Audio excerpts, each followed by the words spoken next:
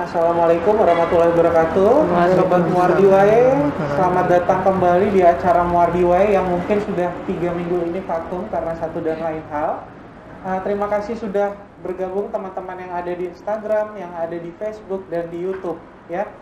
Jangan lupa untuk selalu mengikuti perkembangan dari media sosial yang ada di Rumah Sakit Dr. Muardi, Instagramnya @RSUD Dr. Muardi, YouTube dan juga Facebooknya. Pada kesempatan kali ini kami akan membawakan topik yaitu mengenai masalah yang mungkin cukup menjadi perbincangan akhir-akhir ini, yaitu dengan judul dinamika pemeriksaan swab PCR pada COVID-19. Nah, saya sudah menghadirkan narasumber-narasumber yang amat sangat berpengalaman, yaitu yang pertama Dr. Rina Sidarta, spesialis patologi klinik konsultan, yaitu beliau adalah Kepala Instalasi Laboratorium RSUD Dr. Muardi. Dan kemudian yang kedua adalah Dr. Harsini, spesialis paru konsultan. Beliau adalah dokter spesialis paru di Rumah Sakit Umum Daerah Dr. Muardi. Saya ucapkan selamat datang dok kepada Dr. Rina dan Dr. Harsini. Selamat siang. Kalau saya boleh intro sedikit nih Dr. Rina dan Dr. Harsini, kenapa sih kita topiknya hari ini dinamika pemeriksaan kalau dari sudut pandang patologi klinik dan paru nih dok? Terima kasih Dr. Sandi. Jadi untuk ini kenapa kita harus angkat? Karena saat ini masyarakat harus tahu bagaimana sih prosedurnya pemeriksaan baik itu rapid maupun PCR, juga hasil. Karena kadang yang terjadi hasil rapidnya negatif, PCR-nya positif. Hasil rapidnya positif, PCR-nya negatif. Nah itu ada waktu-waktu tertentu yang masyarakat harus tahu. Jadi intinya kita jangan karena sering negatif kok dimasukkan di isolasi. Nah itu kan masalah. Makanya masyarakat harus tahu kapan sih waktunya ini positif, kapan ini labnya waktunya negatif. Jadi PCR juga demikian, kapan dia akan positif. Karena ada yang kemarin dari Jakarta seminggu yang lalu dia negatif, kok setelah periksa di Muardi positif, padahal sudah 1 minggu. Kenapa itu? Nah itu yang harus diketahui masyarakat. Jadi topik ini penting karena pembelajaran buat kita semua bersama untuk mengetahui biar tidak terjadi miskomunikasi. Karena saat ini yang beredar dulu di medsos, kami ingin membetulkan apa yang terjadi. Itu Dr. Sandi. Mungkin itu barusan yang sudah disampaikan oleh Dr. Harsini adalah sudut pandang dari segi klinis mungkin ya dok ya. Nah kita akan dengar pendapat Dr. Rina, yaitu sudut pandang dari sudut laboratoris nih dok. Gimana kok masyarakat bisa sampai istilahnya kenapa saya rapid negatif tapi swabnya positif, atau mungkin bahkan sebaliknya ya dok ya. Silakan Dr. Rina. Ya baik, terima kasih Dr. Sandi. Jadi begini ya, seperti kita ketahui bahwa penyakit SARS-CoV-2 ini atau COVID-19 ini kan penyakit yang menyerang di saluran pernafasan, dan dari beberapa jurnal itu memang disebutkan bahwa sampel yang terbaik untuk pemeriksaan ini adalah sampel dari saluran pernafasan ya, entah itu dari swab ataupun sputum. Nah, sedangkan pemeriksaan rapid itu kan sampelnya diambil dari darah, dan menurut jurnal itu juga ininya rendah sekali ya. Jadi sensitivitasnya rendah, sehingga bisa jadi orang yang di rapid negatif belum tentu swabnya negatif juga, karena kesesuaiannya itu tidak terlalu baik antara rapid dengan swab. Jadi memang yang definitif mungkin dengan pemeriksaan swab itu. Baik. Ya. Nah, kalau dengan hasil rapid dan swab yang mungkin memang bisa berbeda dok, untuk pertama nih dok, di saat mungkin seseorang curiga kontak, curiga berhubungan dengan seseorang yang terinfeksi ya dok COVID-19, sebenarnya pertama kali untuk pemeriksaan lab sendiri dok, dan mungkin nanti akan saya hubungkan dengan klinis, apa sih dok yang sebaiknya kita harus awasi nih dok pada saat pertama kita kontak? Kalau dari lab dok, saya kontak nih dok, apa yang harus saya lakukan? Sebetulnya dari itu kan ada perjalanannya ya, artinya dari ketika kontak sampai timbul gejala itu biasanya memang untuk pemeriksaan yang rapid itu belum akan muncul apa-apa, mungkin hasilnya bisa jadi negatif. Swab juga mungkin karena jumlah virusnya masih rendah, bisa jadi juga masih negatif, karena setiap pemeriksaan itu kan punya kadar terendah yang bisa diperiksa. Nah mungkin itu jumlahnya ada tapi masih terlalu rendah untuk bisa dideteksi dengan alat diagnostik. Nah selama ini sih yang pernah dilakukan adalah dengan darah rutin dan toraks ya dok ya. Mungkin itu agak lebih bisa menggambarkan. Hanya saja memang kalau baru kontak hari ini terus langsung diperiksa hari ini juga saya rasa mungkin hasilnya belum terlalu banyak bisa menggambarkan apa-apa. Baik, terima kasih dokter. Kalau dari segi klinisnya dok, bagaimana kita bisa mulai curiga apakah saya harus bergejala dulu baru kemudian saya lakukan pemeriksaan rapid, atau sebaiknya rapid dulu baru swab, atau langsung swab dok pertama kali dok? Jadi kita harus tahu ya, karena ini infeksi, satu infeksi itu ada masa inkubasi. Jadi perkembangan penyakit itu ada masanya. Dalam COVID-19 ini adalah 2-14 hari. 2-14 hari, jadi masa itulah masa untuk berkembang. Apakah dia akan jadi sakit atau enggak di situ. Jadi kontaknya kapan? Jadi kita ketemu yang bersangkutan itu kapan? Ya. Kalau barusan, kebetulan ini nggak mungkin kadang. Nah, yang saat ini klinis berkembang, biasanya bergejala, muncul, itu umumnya 5-6 hari. Yang rata-rata, walaupun paling panjang adalah 14 hari. Ya. Makanya di situ kalau tidak ada, makanya kalau kita hitung, jadi ada loh, saya sudah kontak, loh kontaknya itu sebulan yang lalu, loh, berarti enggak, jadi itu sudah lebih 14 hari. Jadi di situ kalau gejala muncul, kalau misalnya baru kontak, loh barusan tadi ketemu, terus tadi itu positif, saya ketemu nggak pakai APD, langsung minta swab juga belum. Jadi ada masanya, jadi di situ 2-14 hari tadi, jadi masa-masa itu tengah-tengah, biasanya 5-6 hari itu bergejala. Lah kalau pas bergejala itu biasanya lumayan, jadi istilahnya untuk apa, tapi di situ belum tentu untuk rapid. Jadi rapid tolong di center untuk ininya PowerPoint ya. Rapid itu ada kurvanya, ada kurva ya, jadi di situ ada gambaran kurvanya ada biru, hijau, merah. Jadi masanya kapan? Jadi kalau dia hari pertama sampai 7 hari negatif, karena dia antibodinya belum, karena yang diperiksa adalah antibodinya kan di sini. Jadi dia bisa positif setelah hari ke-7, sudah ada gejala. Nah dari disinilah maka masyarakat janganlah, saya negatif kok masuk isolasi. Tetapi di situ kalau gambaran parunya, wah ini saya lupa ya, PowerPoint paru itu kelihatan sekali. Jadi pneumonia itu enggak sampai di situ, tidak harus nunggu 7 hari. Begitu ada infeksi, karena lewatnya pertama kali itu paru. Jadi paru lewat, jadi nanti baru ke semuanya. Makanya di sini standarnya adalah tadi Bu Rina sudah bilang fototorak, darah rutin. Fototoraknya ada pneumonia enggak? Walaupun itu ringan. Nah makanya di sini kalau lihat misalnya rapidnya non reaktif kok ini masuk isolasi, karena saya melihat gambaran fototorak dan ada gejala. Gejalanya kadang ringan. Yang paling diabaikan masyarakat itu panas. Riwayat panas, makanya di situ di pedoman yang terbaru pun ada riwayat panas, dan panas saat itu di atas 37,8. Jadi kan simple, jadi tidak ada kadang itu. Ya. Baik dok, kalau dari tanggapan dokter Rina sendiri dok, mungkin di sini masyarakat akan bertanya-tanya, kok di situ ada tulisan IgM, ada tulisan IgG mungkin ya dok ya. Kan kadang kalau kita lihat orang berlomba-lomba memajang di media sosial tuh dok, saya rapidnya strip 2, itu kan mirip apa sih dok? Maksudnya kayak PP tes. Ya, kayak itu kan kayak apa, mohon maaf kalau kayak kehamilan kan dok. Apa tuh dok maknanya yang sering warga net ini mungkin apa netizen ini pamerkan itu kan dok, oh ini strip 2 dok. Sebenarnya dihubungkan dengan kurva ini apa dok? Jadi untuk pemeriksaan rapid test tuh ada 2 macam ya dok. Jadi ada yang cuma keluar 2 strip, ada yang keluar 3 strip. Kalau 2 strip tuh berarti cuma kontrol sama tesnya itu kita nggak tahu IgG atau IgM. Tapi kalau 3 strip tuh IgG dan IgM-nya dipisahkan. Jadi kita bisa tahu kalau stripnya keluar tuh yang IgG atau yang IgM.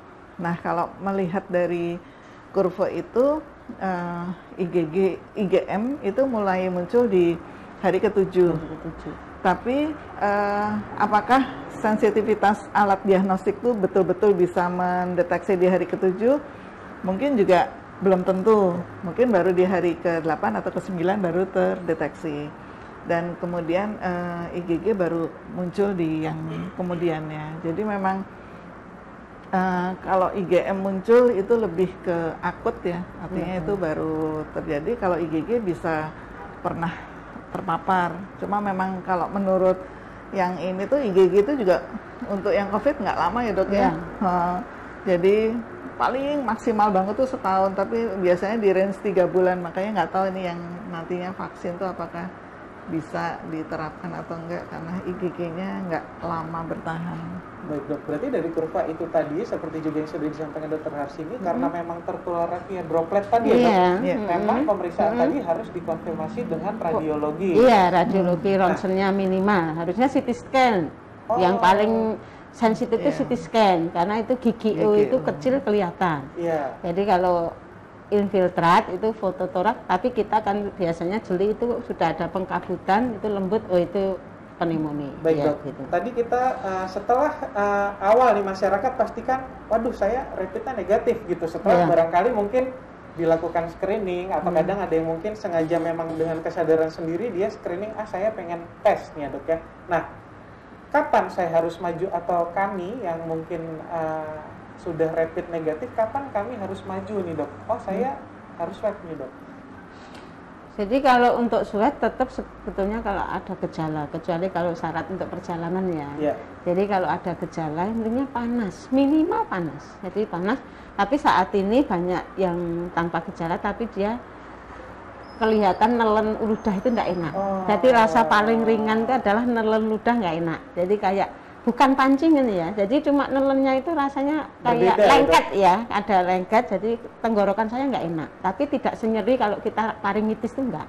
Jadi memang cuma rasanya aja nggak enak. Lah yang paling menonjol kalau ada batuk, panas itu sudah kelihatan sekali. Jadi yang juga lupa kehilangan untuk anosmia, kehilangan membau. Jadi kalau saya gini, selama kita masih bisa membau makanan enak ya sudah. Jadi intinya insya Allah nggak apa-apa gitu. Jadi hal-hal yang kehilangan di masyarakat itu rasa membaunya nggak ada. Ya dok. Nah setelah tadi mungkin masyarakat akan melakukan misalnya yang namanya tes swab PCR dok. Apa sih dok kepanjangan PCR? Apa maksudnya? Mungkin di sini juga berita-berita banyak, dilakukan pemeriksaan PCR, tapi mungkin ada warga juga dilakukan, dok apa sih bedanya swab dan PCR? Apakah itu suatu kesatuan dokter Rina? Swab itu adalah cara pengambilan sampelnya menggunakan swab, dan yang bisa diperiksa dengan cara pengambilan swab itu tidak hanya PCR atau kepanjangan dari polymerase chain reaction, tapi juga rapid yang antigen itu juga bisa dilakukan pemeriksaan dengan menggunakan swab. Jadi swab itu cara pengambilannya, sedangkan PCR itu cara pemeriksaannya, bedanya itu. Baik, berarti setelah di swab berarti akan dilanjutkan pemeriksaan dengan metode PCR tadi dok. Ya. Berapa lama sih dokter Harsini kalau dari pengalamannya klinis antara tidak apa-apa menjadi apa-apa kalau dikaitkan dengan lab tadi dok, PCR jadi, tadi itu. Kalau dengan lab ya, jadi kita lihat. Jadi pada kita waktu akan kelihatan waktu tracing. Jadi misalnya kebetulan kita alumni ya, bertiga. Bertiga ini pernah jadi alumni, pernah positif PCR-nya ya. Jadi begini, yang kontak dengan kita dia kan tidak gejala. Kontak beberapa hari itu positif. Lah yang tidak bergejala ini kan susah. Tapi memang ada kontaknya dulu. Makanya kalau kita di masyarakat pakai masker, intinya kontaknya itu kan 15 menit tanpa APD. Kalau ini kita kontak pakai APD, berarti enggak gitu loh. Jadi kita enggak usah ribet, makanya patuh aja pakai masker keluar rumah. Nah di situ untuk ini baru ketahuan. Jadi waktu tracing itu baru ketahuan ternyata positif, dia enggak bergejala. Karena dia positif karena di tracing. Nah, seandainya dia tidak di tracing kan akan kemana-mana menularkan. Lalu ingat ya, walaupun tanpa gejala itu semuanya menularkan walaupun kecil, tidak yang seperti bergejala. Karena apa? Untuk jadi sakit kita butuh sekitar 1000 kuman. Waktu kita bicara keluarnya itu sekitar 200. Tapi waktu bersin beribu-ribu, kadang berjuta-juta gitu. Jadi bersin atau batuk itu. Jadi yang tidak bergejala 200 tapi berdurasi ngomongnya banyak kan berarti beratus-ratus juga. Nah, di situ kita yang harus paham. Itu berarti di sini juga buat teman-teman Muardiwa yang di luar sana, Dok, mungkin kita juga harus pada saat kita akan melakukan pemeriksaan harus menggunakan APD juga demi keselamatan yang melakukan semuanya. Kan pasti teman-teman di sini akan periksa darah atau swab, tolong dikabarkan keadaan yang sebenarnya supaya kita semua juga menjadi lebih waspada, terutama untuk tenaga-tenaga kesehatan. Terima kasih kepada Alia Mercy, Amirul, Putri Solo Hadiningrat, Magetan hadir, Pekalongan juga ada yang menyimak. Kemudian buat yang di Instagram itu ada juga. Gerobokan. Oh iya, gerobokan juga ada. Kemudian di Instagram, Dok, ada pertanyaan dari @widianingrum5392. Dok, bisa menjelaskan hasil tes PCR pada pemeriksaan 1 positif. Sedangkan selang 1 hari dites ulang kok hasilnya negatif.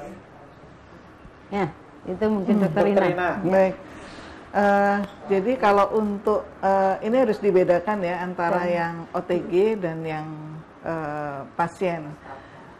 Pasien pada saat pertama masuk dulu sih namanya PDP, sekarang apa Dok? Sekarang suspek. Oh, suspek. Suspek atau probable ya. Pasien suspek yang masuk ke rumah sakit itu biasanya memang diambil swab hari pertama dan hari kedua.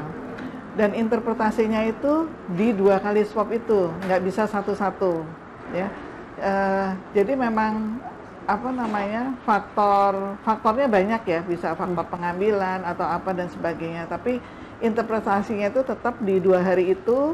Jadi kalau di salah 1 hari itu positif, ya memang itu disebut positif. Baru kemudian setelah itu akan kita evaluasi, tergantung kondisinya apakah 3, 5 atau 7 hari kemudian kita evaluasi. Kalau dievaluasi itu memang hasilnya negatif, ya berarti sudah negatif. Tapi memang bisa juga pada OTG yang ketemu positif karena cycle threshold-nya cukup tinggi. Ini biasanya dikaitkan dengan kerapatan atau viral load karena jumlah kumannya rendah. Ketika kemudian 3 hari kemudian dievaluasi negatif, itu sangat mungkin sekali. Hanya memang cycle threshold ini tidak bisa dijadikan sebagai patokan karena itu juga tergantung dari bagaimana tubuh setiap orang itu mengcounter virus yang ada. Jadi mungkin saya dengan Dr. Harsini sama-sama cycle threshold-nya 35, belum tentu di evaluasi yang kemudian saya negatif. Bisa saja Dr. Harsini negatif, Dr. saya Sandi positif. lumayan lama ya. Jadi 14 hari. Jadi berbeda-beda tiap orang karena nggak sama. Ya. Baik, Dok. Kalau dari dikaitkan dengan klinis tadi ya, Dok ya. Hasil mungkin suspek dirawatlah di rumah sakit kita ya, Dok ya. Awal pemeriksaan positif, kemudian kita anggap oke lah, saya kaitkan juga pertanyaannya @verowikamia. Hasil swab dalam 4 hari bisa berbeda. Oke, Dok. Tadi kan kalau 1 hari pertama positif, sedangkan selang hari pertama negatif.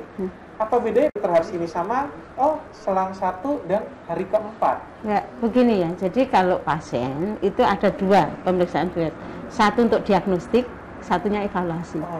Jadi kayak di pedoman untuk diagnostik itu perlu hari 1 dan 2. Itu paket. Dari 1 dan 2 itu membacanya bukan satu-satu ini positif ini negatif, tidak. Itu paket.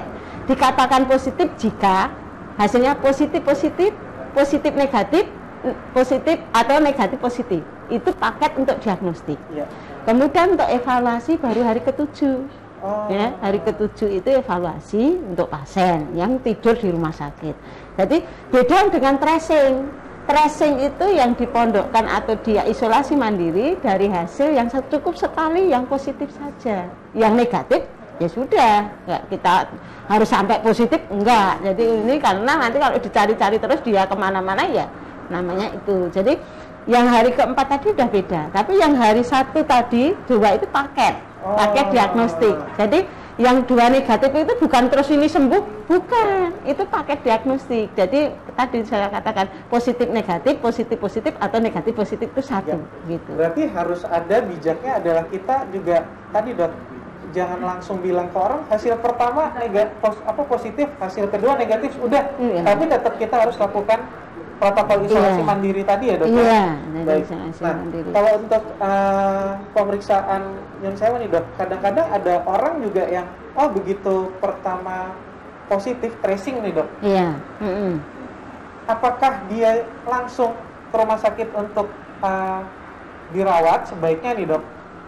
Atau tetap menjalankan protokol isolasi mandiri di rumah, karena pasti yang akan bertanya adalah warga nih dok, terutama kaitannya dengan lingkungan ya dok, masyarakat sekitar tempat tinggal. Aduh positif kok dirawat di rumah, gitu loh dok. Jadi sekarang ada 2, yang positif tadi kan bergejala, satunya tidak. Yang tidak bergejala itu bisa isolasi mandiri di rumah. Sekarang syaratnya banyak. Mas Reza? Ya, Mas Reza slide-nya.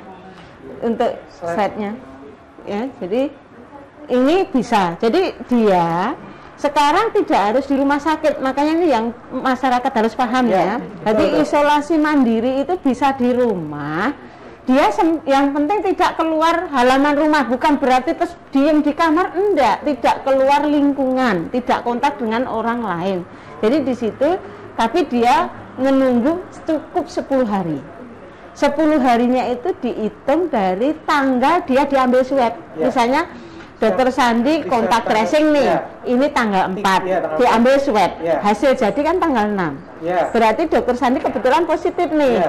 Tanggal 4 sampai tanggal 14 dia isolasi mandiri dan tidak usah dilakukan swab ulang. Ya, tidak usah dilakukan swab ulang, dia sudah selesai untuk di situ. Jadi cukup di rumah. Nah, tapi dia di TKTP, tolong ini masyarakat juga harus paham. Jadi pedoman yang terbaik gitu. Kalau di rumah sakit juga sama. Kalau yang saat ini kita memang untuk di rumah sakit Muardi harus 1 kali negatif, karena itu memang berhubungan administrasi. Jadi keluar karena kalau dari rumah sakit kan kita harus tunjukin pada masyarakat juga negatif karena dia bergejala. Ya, jadi sebetulnya kalau di Jakarta yang saat ini overload rumah sakit juga 10 hari kalau sudah nggak ada gejala pulang. Plus 3 hari isolasi mandiri, gitu dok. Ya, baik. Nah, ada pertanyaan lagi di Instagram nih dok. Dari Mbak Eka Rahma, alhamdulillah putri saya rapid test negatif, tapi dia demam tinggi dan batuk sesak nafas. Dalam sekejap dia sesak nafas akut dan hasil swabnya positif. Alhamdulillah saya dan putri saya masih diberi kesembuhan setelah dirawat di ruang COVID. Terima kasih kepada para perawat RS Muardi, jasamu tak terima kasih. Terima kasih. Pengalaman dari alumni juga ya. Alhamdulillah ya dok ya. Bahwa ternyata kami mungkin mengucapkan terima kasih. Rapid negatif nih. Rapid negatif. Ya. Jadi tolong nanti ya. Betul dok. Nah, terima kasih kepada siapa tadi namanya Mbak Mary, kepada Ibu Eka Rahma. Nah, Dokter Rina, di saat di lingkungan tadi hubungannya sama Kesmas nih dok, ada tetangga misalnya positif gitu ya, mungkin tetangga samping rumah yang mepet atau depan rumah, perlu nggak sih mungkin mereka dalam hati, saya perlu periksa nggak sih? Karena kan mungkin jarak antar rumah misalnya antara rumah saya dan depan itu paling hanya misalnya sekitar 6 meter misalnya dok. Perlu nggak dok periksa?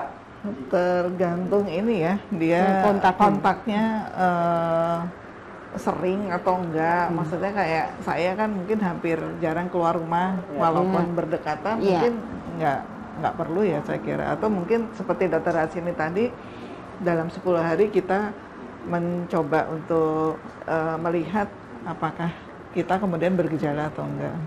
Baik, berarti buat tetangga-tetangga atau mungkin lingkungan sekitar ya dok, yang kepada penderita yang terkonfirmasi mungkin COVID positif di rumah, ya jangan khawatir, sambil tetap tolong menggunakan APD.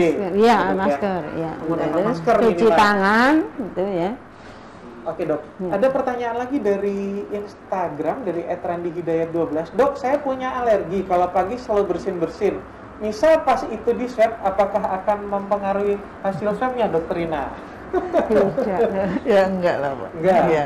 Berarti untuk Mas Rani kalau memang kaitannya sama alergi juga mungkin tidak, karena kalau virus ini ya harus ada virusnya, iya. Karsini bilang ya harus ada virus yang mungkin bereplikasi atau berkembang biak di badan kita. Nah, semua itu tergantung daya tahan tubuh ya, Dok ya. Iya. Terima kasih kepada Yusuf di Blora, kemudian tadi ada Brebes, ada Pekalongan, kepada Mbak Rindiarti di Kutoarjo. Terima kasih sudah bergabung di acara Muardiwai yang saat ini kita sedang membahas tentang dinamika pemeriksaan PCR COVID-19. Nah, Dok, dari prosedur sendiri untuk swab tadi, Dok, orang juga mungkin pasti membandingkan, Dok. Iya. Saya takut ke tempat A, saya takut ke tempat B, saya takut ke tempat C, Dok. Apakah itu mempengaruhi nggak, Dok? Enggak ya, saya kira itu cuma sugesti. Kayak kenapa? Saya dokter paru, dokter Yusuf dokter paru, dokter Jatuh dokter paru. Sama dokter paru, saya suka ke dokter Yusuf. Itu sama, pemeriksaan pengen saya suka ke Prodia, saya suka ke Muadi atau ke dokter Un yang sekitar kita ada, atau ke RSUNS.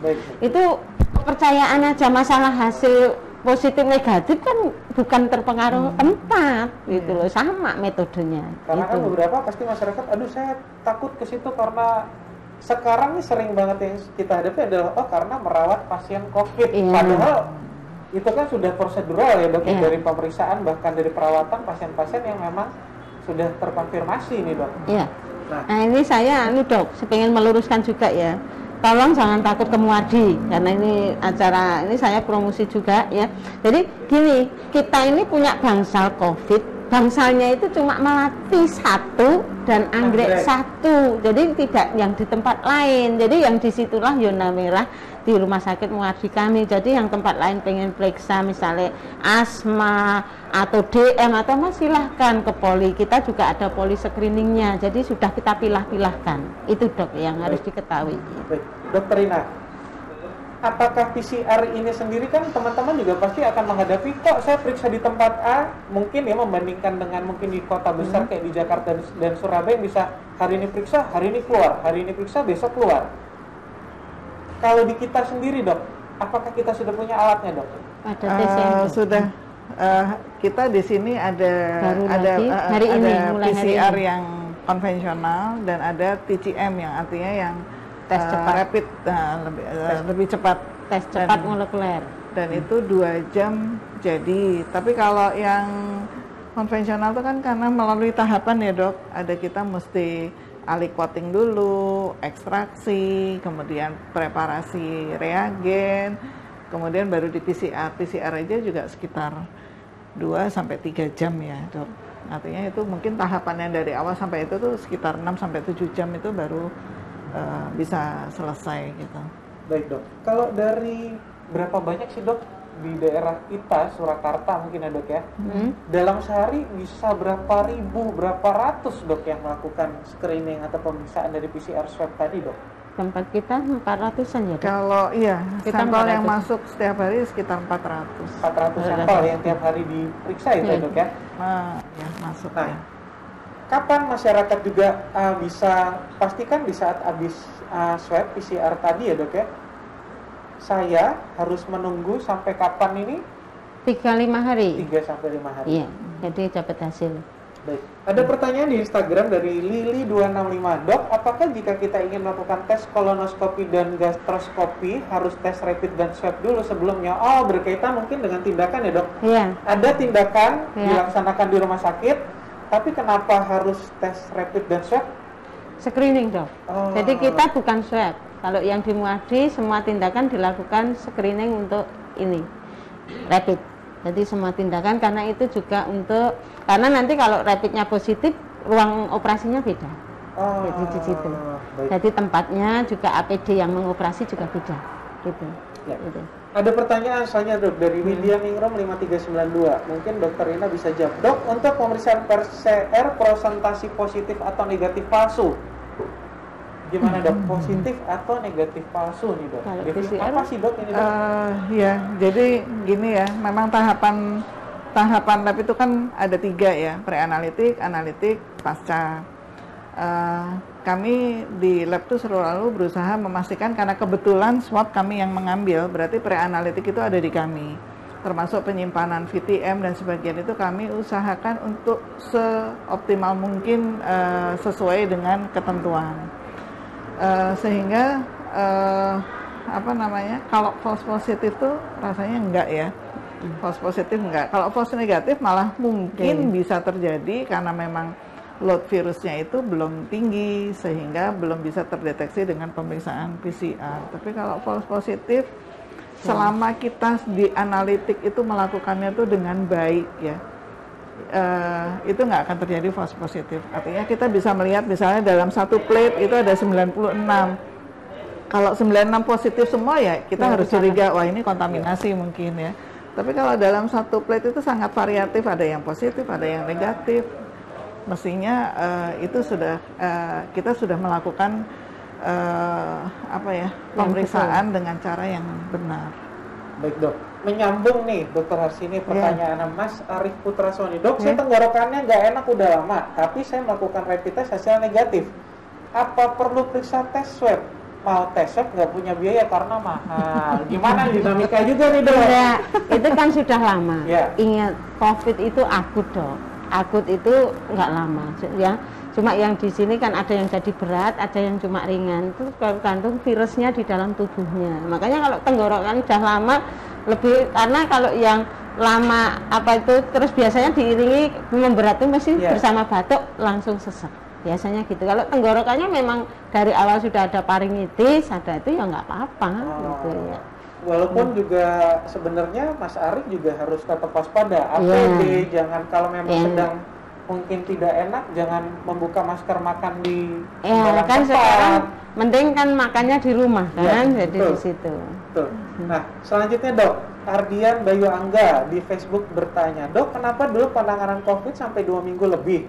Sekarang bisa kurang dari seminggu padahal sama-sama tidak ada gejala. Saya pengen dengar pendapat Dokter Rina dulu dok. Dulu kan pasti kaitannya sama pemeriksaan dok. Kenapa dulu lama, sekarang bisa lebih cepat dok? Iya. Begini dok, dulu itu kan awal-awal itu kan yang mengerjakan hanya Litbang Jakarta ya, Balitbangkes. Jadi kami dari daerah itu kan semua mengirim ke sana, dan pasti bisa dibayangkan ya kalau semua daerah ngirim ke sana mestinya ribuan sampelnya, sehingga memang jadinya sekitar 7 hari lah waktu itu. 7 hari paling cepat, sampai kita 14 hari. Jadi memang akhirnya penanganan pasien menjadi lebih lama di ruangan karena menunggu hasil. Tapi sekarang setelah kita periksa sendiri, biasanya kami memang mendahulukan pasien-pasien rawat inap di tempat kami, sehingga besoknya hasil sudah jadi, sehingga penanganan bisa lebih cepat. Baik, kalau untuk Dokter Haris ini sendiri, dari masalah dulu pelayanan nih dok, dulu lama, sekarang sedikit lebih cepat. Lamanya juga tadi menunggu hasil. Jadi kita karena untuk keluar, apalagi syarat dulu keluar tuh berat dok, harus 2 kali. 2 kali tahu sendiri. 14 hari baru dapat hasil. Swab yang kedua nunggu lagi 14 hari, kan tidak boleh diambil evaluasi itu minim jaraknya 3 hari.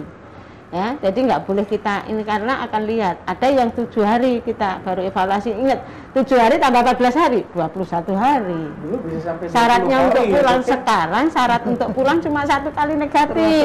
Kita juga sudah Dokter Sandi masuk yang lama kan, 14 hari. Dokter Rina, Dokter Harsini masuk yang baru. Begitu masuk langsung negatif, sudah selesai. Itu bukan kami melamakan, syarat untuk keluar.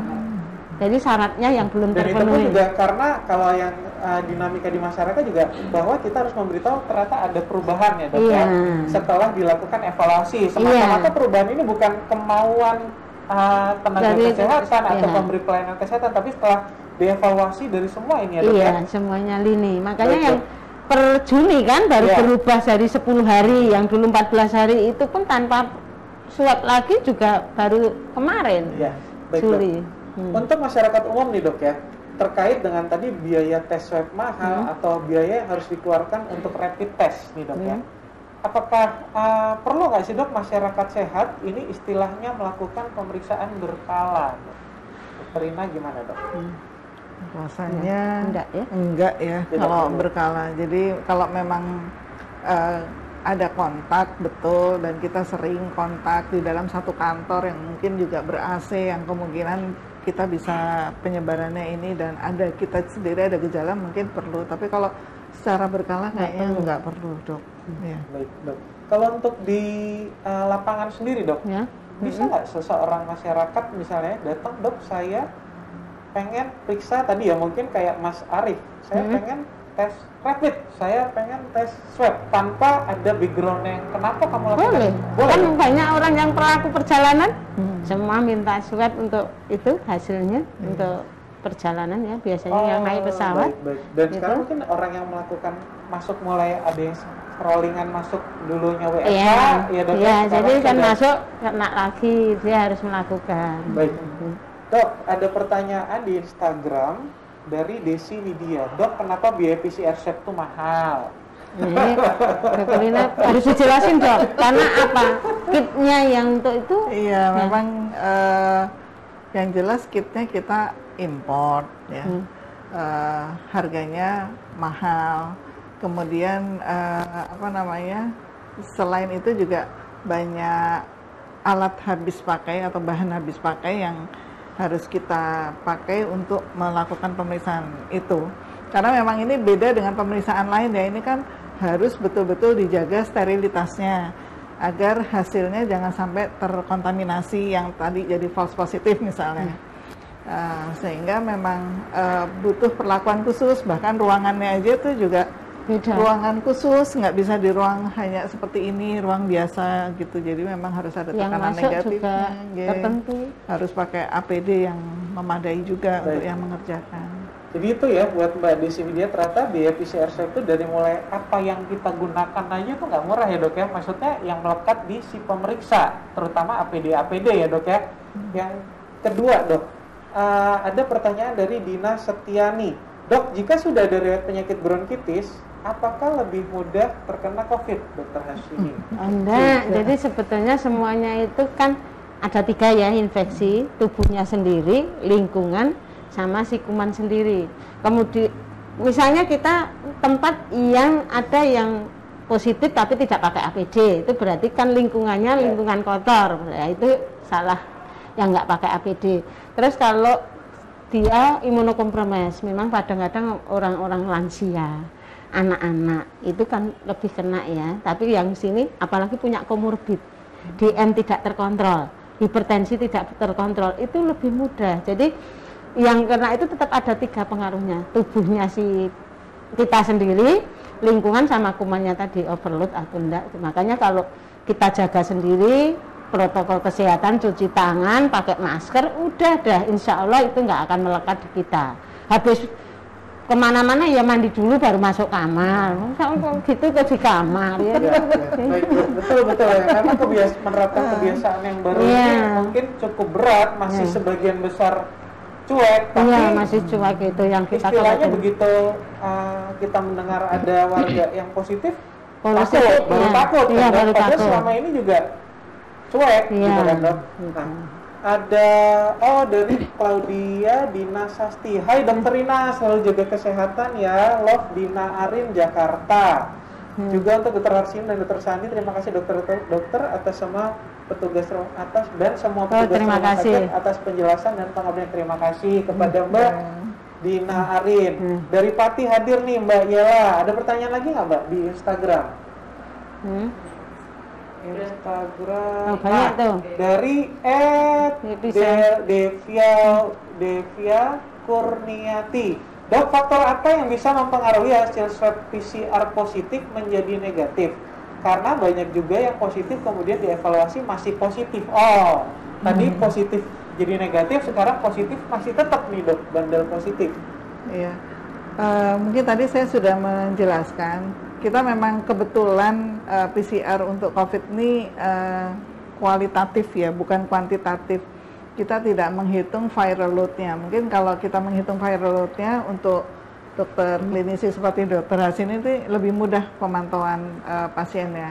Nah, tapi biasanya Dokter Hasin ini suka nanya, beberapa kali kita suka melihatkan CT value-nya ya, cycle threshold-nya. Cycle threshold itu semakin kecil, semakin berkaitan dengan viral load yang tinggi.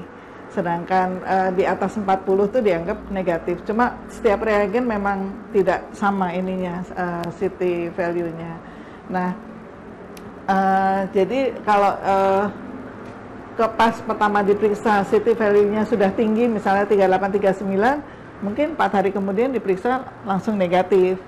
Sedangkan yang CT value-nya rendah ini memang butuh waktu ya, butuh waktu untuk dia sampai hasil tesnya bisa negatif. Kita punya pasien dok, dirawat di sini 74 hari, dia 13 kali diswab. Itu yang pasien paling lama. Berarti sempat ketemu dok? Sempat ketemu. Iya. Nah, dokter Harsini dok, kalau tadi ada PCR yang positif, ya. Misal dok, anggaplah kita menghadapi masyarakat yang sekarang mungkin nonton dari isolasi atau dari mana yang menghadapi swabnya masih positif aja dok. Iya, jadi itu harus gimana dok? Nah, kita tetap edukasi ya. Jadi kita jelasin juga intinya viral load-nya tadi kayak dokter Rina jelasin, oh ini sekian tuh sekian hari. Nah, kemarin hasil awalnya itu kita bisa lihat kebetulan alumni bareng kita itu Mas Agus itu istilahnya Mas A itu cuma 16. Kita sudah 37, 38. Jadi dia itu dirawatnya juga 21 hari. Jadi untuk meningkatkan karena kan di atas 40 ya negatifnya itu. Jadi kita tetap menjelaskan itunya. Tapi dia tidak boleh stres karena stres itu mengganggu sekali ya. Di samping itu kita sebagai klinisi kita tetap memasukkan obat-obat yang bergejala terutama. Itu biasanya yang lama itu memang ada gejala. Yang tidak ada gejala biasanya sebentar. Jadi paling 1 minggu, paling banter 10 hari itu sudah negatif. Baik, terima kasih dokter Harsini. Kita lihat lagi di Facebook, Hong Kong hadir ikut nyimak. Wah, dari Hong Kong ada yang lihat nih dok. Dari Mbak Jumairah, cinta pertamaku. Nah, ada pertanyaan di Facebook juga nih di atas Mbak Jumairah. Dari @Prita Mama Fafa, dok sebelum tindakan invasif tadi kan screening yang harus dilakukan seperti apa? Rapid, swab, atau fototorak? Dan biaya dibebankan kepada pasien atau termasuk paket BPJS. Nah ini ngomong pembiayaan nih dok screening. Enggak, kalau screening semua pasien kok. Kita nggak peduli dia BPJS atau umum. Ya kalau umum kan nanti kan mesti paket pengeluaran ya. Kalau BPJS nggak dibebankan nambah lagi enggak. Jadi semua yang mau tindakan memang kita lakukan rapid ya. Jadi di situ. Jadi tidak pasien yang bayar sendiri enggak. Jadi masuk istilahnya kayak pemeriksaan rutin di rumah sakit Muardi. Saya bilangnya kenapa di Muardi, memang itu protapnya di Muardi. Berarti tidak dibebankan ya dok, tapi sudah masuk ke dalam paket. Jadi buat teman-teman tadi yang mau endoskopi, yang mau melakukan tindakan invasif, ya memang kalau memang dilakukan screening, jangan takut karena itu sudah dibebankan. Prosedurnya. Ya, kepada penjamin ya dok ya. Ya. Ada pertanyaan lagi dok dari Instagram @ariwatiana. Saya pusing terus dok, terus habis itu sakit tenggorokan lalu batuk, sakit tenggorokannya hilang tapi nggak panas badannya. Gimana dokter Harsini? Enggak, karena untuk pusing ya, jadi memang gejala yang umum di luar paru ini yang justru diare. Ya, jadi kadang pasien itu panas kayak orang didiagnosis tipoid. Tapi begitu dicek tipoidnya kadang malah tinggi banget. Jadi bukan kayak biasanya 360 sudah tinggi, itu di atas 640 sepernya. Jadi kadang itu tinggi, ternyata setelah usut kok dikasih obat tipoid nggak turun. Jadi kalau ini pusing, nah ini kalau tenggorokan ini pusingnya hilang ya mungkin penyakit yang lain. Jadi flu, sebenarnya corona ini kan persis flu yang lain juga sih ya. Jadi kita kayak dulu ada komonko yang lain, bukan memang karena saat ini baru pandemi, semua yang flu dianggap apa itu COVID dulu baru disingkirkan gitu. Baik dok, di Instagram ada lagi mbak, scroll ke bawah. Nah, dari @desiwidia nanya lagi dok, saya habis perjalanan ke Surabaya via kereta, apakah harus isolasi mandiri 14 hari, harus rapid kah kalau tidak ada gejala dan penyakit bawaan apa-apa? Terima kasih. Dokter Rina gimana nih dok? Rapid, pertanyaan langsung. Ya memang saat ini Surabaya kemarin sih, tapi saya nggak tahu sekarang dibilang zona hitam. Cuma kan lagi-lagi kita juga mesti melihat selama di sana tuh dia kegiatannya apa aja, kontak dengan siapa saja, apakah memang setiap ke Surabaya harus di rapid itu kan juga kayaknya harus dilihat ke ininya juga kepentingan. Aktivitasnya sana. Baik. Tadi aktivitas kontak atau segala macam gitu ya? Iya, jadi maksudnya di sana kegiatannya apa? Kalau misalnya kunjung ke saudara, kebetulan nggak pergi kemana-mana dan saudara nggak sakit, nggak ya nggak apa-apa. Tidak harus isolasi mandiri, nanti alasan nggak masuk kerja nih. Saya karena dari Surabaya, isolasi mandiri. Tidak, isolasi mandiri itu ada protapnya juga, tidak semua terus mengisolasikan diri. Ya. Sebenarnya dok, kalau dokter barusan bilang tentang isolasi mandiri dok ya, terutama pada mungkin masyarakat-masyarakat yang hubungannya sama pekerjaan nih dok. Iya. Berapa lama sih dok? Oh saya habis melakukan habis misalnya kadang ada teman kantor bilang saya habis dari Surabaya loh, misalnya gitu kan dok. Mungkin atasannya, oh kamu dari Surabaya, apakah ada ketentuan bahwa kalau mungkin dokter tadi sebut, oh nggak perlu 14 hari, apakah perlu 3 hari? Justru isolasi mandiri yang begitu mah lama dok, 14 hari, bukan 10 hari. 10 hari itu justru yang pasien tanpa gejala tadi, isolasinya cukup 10 hari. Udah selesai, tapi malah justru yang isolasi intinya kontak tanpa ada pemeriksaan malah 14 hari. Jadi lama itu di pedoman itu. Baik. Pertanyaan lagi dari Linda Cuap. Izin bertanya, jadwal pemeriksaan swab tes pada pasien rawat inap berjarak berapa hari ya dok? Oh itu tadi diagnostik 1-2, kemudian 7, hari ke-7. Jadi ini evaluasi. Evaluasi ini tergantung nanti hasilnya. Kalau negatif dia pulang, ya. Kalau positif berarti langsung diswab lagi. Ya. Gitu.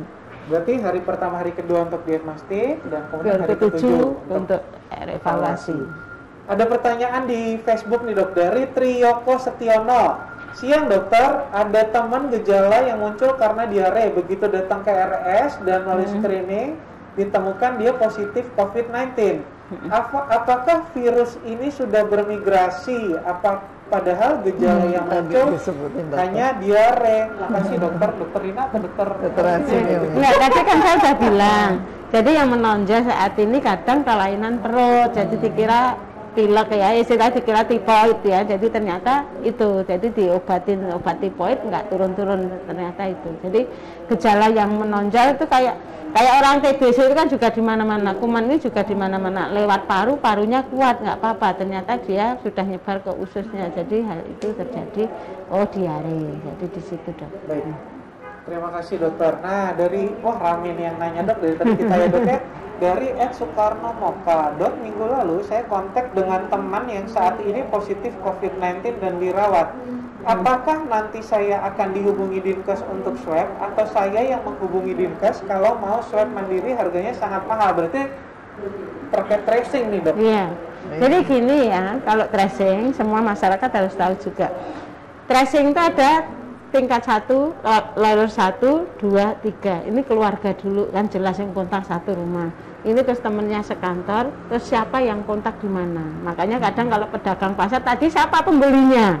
Sampai segitunya kalau pedagang pasar ini positif, pembelinya tadi siapa? Lah mana tahu kadang alamatnya rumah. Ya itu yang sulit ya, kalau kita di perkantoran kan enak. Jadi itu kontak-kontaknya. Lah itu nanti urusannya dinas. Kalau datang sendiri ya mandiri bayar. Semuanya yang menghubungi itu nanti dinas. Biasanya yang sakit tuh nanti dihubungi dinas, yang kontak dengan dia siapa saja. Nah itu nanti di tracing. Baik dok. Terima kasih kepada dokter Rina dan dokter Harsini. Waktunya udah tinggal berapa nih? Habis. Oh terima kasih. Boleh ya satu pertanyaan atau dua pertanyaan lagi ya. Mungkin ini dari Lia Arrafi. Dok, apakah setelah hasil negatif dari RS terus kita diperbolehkan pulang? Apakah kita memang harus isolasi mandiri lagi selama 14 hari? Berarti selepas pulang nih dok. Ini dulu ya, protap dulu itu negatif, dokter Sandi kan merasakan tuh ya isolasi. Jadi dulu setelah pulang, tapi setelah yang baru tanggal 13 Juli itu 10 hari, kalau ada gejala plus 3 hari, cukup 3 hari. Jadi bukan 14 hari lagi. Jadi selesai. Makanya di sini karena kadang yang tanpa gejala ini kadang dimanfaatkan, Dok. Takutnya malah ini malah positif, dia malah isolasi. Tapi ternyata diulang kemana-mana. Ya sama aja. Itu yang kita nggak diinginkan ya, Dok. Ini juga kalau itu negatif dari rumah sakit berarti 3 hari ya, Iya, Dok? plus 3 hari. Kalau negatif dari rumah sakit tadi, Dok, Iya. pasti plus 3 hari. Nah, Plus mungkin 3 ini hari. juga kalau pertanyaan di saat teman-teman atau mungkin yang pulang dari perawatan datang ke rumah, pastikan tetangga lihat, oh udah datang nih Iya. anak. Begitu kapan dia bisa muncul lagi itu kan kadang-kadang jadi pertanyaan. Oh, Iya. sudah bisa. Masyarakat masih banyak yang pegang 14 hari Iya. itu, Dok. Jadi dia magari tetangganya yang positif tadi keluar rumahnya tanggal sekian. Itu ada, masih ada. Padahal sudah nggak segitunya. Baik. Ya, terima kasih kepada Dokter Rina dan Dokter Harsini nih penjelasannya. Mungkin waktunya sebenarnya nggak cukup 1 jam ya, Dok ya. Iya. Tapi ya terima kasih kepada mereka-mereka ini adalah memang ahlinya yang ada di Muardi yang sudah menyempatkan diri untuk share kepada kita di acara Muardi Wae. Terima kasih Dokter Rina, terima kasih Dokter Harsini. Terima Dan hasil kasih. rekaman live streaming hari ini bisa dilihat kembali di Facebook RSUD Dr. Muardi dan YouTube RSUD Dr. Muardi. Kepada teman-teman jangan lupa untuk subscribe, like, dan follow akun media sosialnya kita. Ada YouTube, ada Instagram, dan ada Facebook. Terima kasih sudah menonton. Assalamualaikum warahmatullahi wabarakatuh. Waalaikumsalam warahmatullahi wabarakatuh.